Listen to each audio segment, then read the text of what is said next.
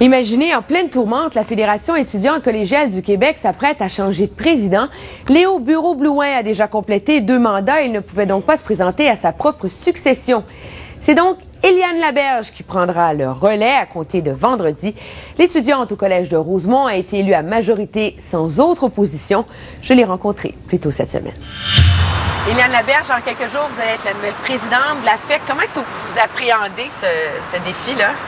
C'est sûr que ça va être un gros pas à franchir dans ma vie, mais bien franchement, moi je suis fière d'avoir ce poste-là parce que je suis fière de ce qu'on est en train de faire en ce moment, notre génération. Puis ça va être un honneur pour moi de représenter ces jeunes-là qui, depuis déjà plusieurs mois, se battent pour un objectif concret qui est de bloquer la hausse des frais de scolarité. Donc oui, c'est sûr que c'est un stress, un bon stress. Quand vous êtes présenté à la tête de la FEC, personne n'aurait prédit à l'époque ce qui allait arriver et ce qui est arrivé au cours des derniers jours. Qu'est-ce qui vous a poussé, vous, à vous lancer là-dedans? Je crois beaucoup au véhicule qui est la Fédération étudiante collégiale du Québec parce que la jeunesse a beaucoup à apporter, puis les étudiants ont beaucoup à apporter à la société québécoise en général. Puis il y a aussi beaucoup d'améliorations à faire dans notre condition. Puis la FEC permet ça. Donc je me suis dit pourquoi pas continuer mon engagement, puis comme ça peut-être assurer un peu plus que la condition des étudiants va s'améliorer à travers les années. Quand on regarde le conflit actuel, c'est un conflit qui s'est élargi, si on veut, hein, d'une certaine façon. C'est plus seulement un conflit étudiant, c'est presque devenu un conflit social. Comment vous expliquez ce qui s'est passé depuis 100 jours, là? J'ai l'impression que peut-être que le Québec attendait un peu la situation qu'on vit en ce moment. Les gens sont quelque peu désabusés des institutions politiques qu'on a en ce moment, des représentants qui peut-être ne nous représentent pas tant que ça, qui prennent des décisions qui ne sont pas nécessairement en accord avec les valeurs qu'on a depuis plusieurs années au Québec, comme les valeurs de l'accessibilité aux études.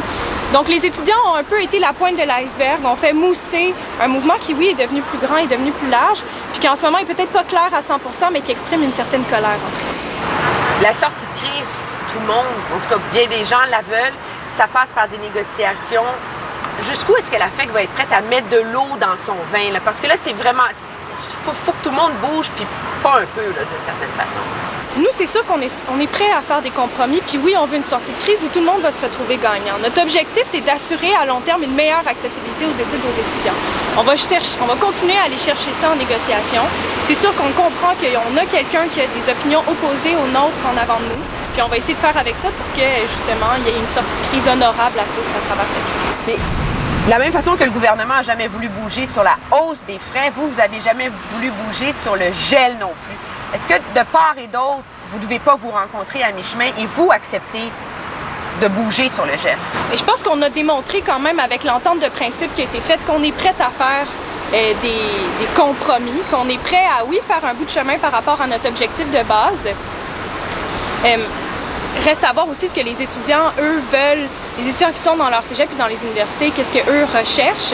Mais je pense qu'on a quand même démontré que oui, on était prêt à mettre de l'eau dans notre vin, justement du fait qu'on comprenait qu'on avait un adversaire en avant de nous qui n'avait pas les mêmes objectifs. Est-ce que c'est bien que ça ait duré 100 jours ou est-ce qu'il y a eu des erreurs de commises de la part des étudiants d'après vous? Selon nous, c'est pas de la faute aux étudiants si ça a duré 100 jours. C'est de la faute au gouvernement qui n'a pas su gérer la crise comme il faut. Je pense pas qu'on ait fait des erreurs. Est-ce que c'est une fierté que ça ait duré 100 jours? Non. On est quand même... Ce qui est une fierté, par exemple, c'est de voir que les étudiants ont été prêts à faire des sacrifices et sont toujours prêts à faire des sacrifices pour obtenir ce qu'ils voulaient au début. Puis ça, oui, c'est une fierté, puis je pense qu'on va en être fiers toute notre vie. Vous allez succéder à Léo Bureau-Blouin. Qu'est-ce qui va distinguer la nouvelle présidente de ce jeune homme que tout le monde connaît maintenant? C'est sûr que, je peux pas répondre maintenant à cette question-là, étant donné que je suis pas rentrée en mandat encore. On va voir au cours de mon mandat qu'est-ce qui me différencie de Léo. On verra dans les prochaines semaines, voir c'est quoi les différences majeures qu'il y a entre nous. Je vous remercie.